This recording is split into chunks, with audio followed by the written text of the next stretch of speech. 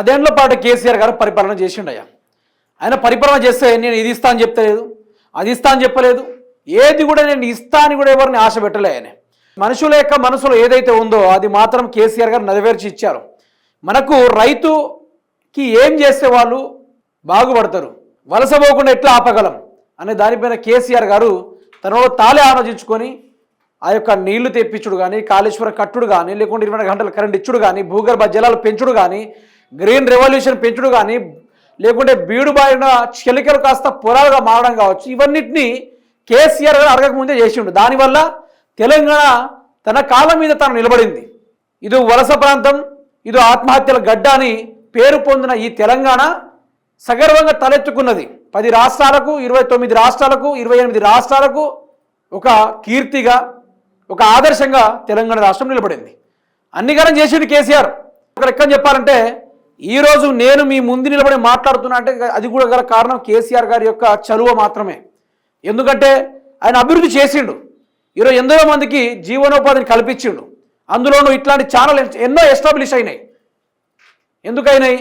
ఈరోజు మన గొంతు మనం విప్పి మాట్లాడగలుగుతున్నామంటే ఈరోజు కేసీఆర్ గారు కల్పించిన ఆ యొక్క స్వేచ్ఛ. ఆనాడు ఆ స్వేచ్ఛ లేకపోయేది, బతకాలన్నా కూడా ఆశ లేకపోయేది. ఆంధ్రలో చెప్పిన మాట ఒక్కటే, చావాలనిపిస్తే చచ్చిపోండి కానీ మా ప్రభుత్వం దిక్కు చూడకండి అని ఆంధ్ర పలుమార్లు చెప్పింది. మరి అట్లాంటి సిచ్యువేషన్ నుండి ఈరోజు తెలంగాణలో సరిగ్గా పనిచేసి నిలబడితే ఒక సెక్టార్ని బిల్డ్ చేసేంత సామర్థ్యాన్ని, ఆ యొక్క స్వేచ్ఛని కేసీఆర్ గారు కల్పించారు. అయితే ఆయన చేసుకునే లక్ష్యంగా పెట్టుకున్నాడు. ప్రచారం చేసుడు ఆయనకు తెలియదు, ఆయనకు రాదు, ఆయనకు కుదరలేదు. ఆయన అభివృద్ధి చేసిండు.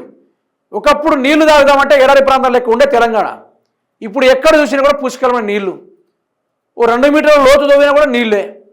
ఆ రేంజ్ దాకా తీసుకొచ్చిండు.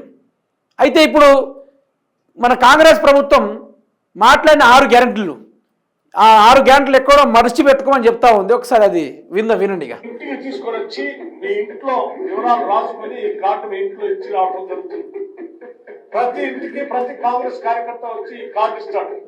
దయచేసి నేను ప్రజలందరికీ విజ్ఞప్తి చేసేది ఏంటంటే ఈ కార్డు చాలా అత్యంత విలువైంది. అవును, కార్డుని అత్యంత భద్రంగా భద్రపరచుకోండి.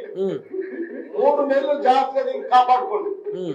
మా ప్రభుత్వం రాగానే మీరు ఈ గ్యారంటీ కార్డు తీసుకొని రాగానే అందరికీ 100 రోజుల్లో దీన్ని అమలు చేసేటువంటి కార్యక్రమం చేపడతా ఉన్నాం. 100 రోజుల తర్వాత వీళ్ళేమన్నారు? లంకె బిందెలు లేవు, గల్లపేట పైసలు లేవు, కేసీఆర్ అప్పు చేసిండు, అది చేసిండు, ఇది చేసిండు అని మాట్లాడుతూ ఉన్నారు వీళ్ళు. 6 గ్యారెంటీలు ఎడిపోయినాయి. మరి ఆ 100 రోజులు ఎడిపోయినాయి.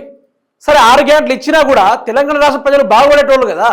మరి 6 గ్యారెంటీలు ఇవ్వకుండా ప్రజల దగ్గర నుంచి ముక్కి పిండి వసూలు చేసి ఈరోజు కేరళకి ఏమో 1000 కోట్ల రూపాయలు, తమిళనాడుకి 1000 కోట్ల రూపాయలు, మిగతా రాష్ట్రాలకు 1000 కోట్ల రూపాయలు పట్టుకొని తలో మంత్రి పట్టుకొని ఆడ స్టార్ క్యాంపెయినర్గా వెళ్ళిరు వీళ్ళు. 100 రోజుల గ్యారెంటీ ఏమంటే చాదన కాలేదు. కానీ ఈ నెల రోజుల్లోనే ముందు అందరు కలిసి 3000 కోట్ల రూపాయలు సేకరించి ఆ డబ్బుని కాస్త పక్క రాష్ట్రాల ప్రచారంలో తగిలిస్తూ ఉన్నారు వీళ్ళందరూ కలిసి. ప్రజలకి ఏమంటే 1 రూపాయి లేదు. ప్రజల విషయానికి వస్తే, ప్రజల గ్యారెంటీ విషయాలకు వస్తే మాట్లాడేది వీళ్ళు. కేసీఆర్ అప్పు చేసిండు, అప్పులకు మిత్తే కట్టుకుంటున్నావు, నన్ను కోసుకొని తిన్నా కూడా నా దగ్గర 18,000 కోట్ల రూపాయల కన్నా ఎక్కువ వెళ్ళదు, అది ఫిక్స్ అయిపోయారు మీరు అందరు కలిసి అనుకుంటూ రేవంత్ రెడ్డి ఎన్నిసార్లు తెగేసి చెప్పినా కూడా ప్రజలు అట్లనే నమ్మిరు. కానీ ఈరోజు చూస్తే ఆ గ్యారెంటీలు లేవు. మన ముఖ్యమంత్రులేమో అందరు కలిసి పక్క రాష్ట్రాల ప్రచారాలు చేస్తూ ఉన్నారు. ఇది బంగారం కన్నా చాలా విలువైనది ఈ కార్డు. ఆ కార్డు ఏమంటాడంటే ఇది వజ్రాల హార కన్నా గొప్పది, ఈ యొక్క బంగారు పథకాల కన్నా చాలా గొప్పది, దీన్ని దాచిపెట్టుకోండి, మీరు చూపించండి అనుకో. ఇగో ఇది కాంగ్రెస్ బాకీ కార్డు.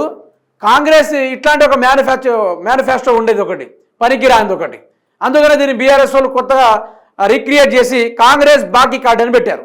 ఇందులో రైతు భరోసా, లేకుంటే వరి పంట బోనస్సు, ప్రతి ఎకరాకు 12,500 హామీ, 4 పంటలకు ప్రతి ఎకరాకు 50,000 రూపాయలు, రైతు కూలీలకు చూడండి మీరే, రైతు కూలీలకు 50 సంవత్సరానికి 12,000 రూపాయలు, మిగతాది 2 సంవత్సరాలు చూసుకుంటే 24,000 రూపాయలు, నిరుద్యోగులకు 2 లక్షలు, విద్యా భరోసా 5 లక్షలు, తర్వాత ఆటో కార్మికులకు 12,000 రూపాయలు. ఇట్లాంటి కార్డు ఈ భస్మాసుర ఆస్మతోటి ఇది దాచుకోండి మీరు అందరు కలిసి. ఇది బంగారం కన్నా విలువైంది. బంగారం దొంగ వచ్చి బంగారం కొట్టుకోపోయినా పర్లేదు కానీ కార్డును మాత్రం భద్రంగా దాచుకోండి అంటాడు. 100 రోజులు అన్నారు.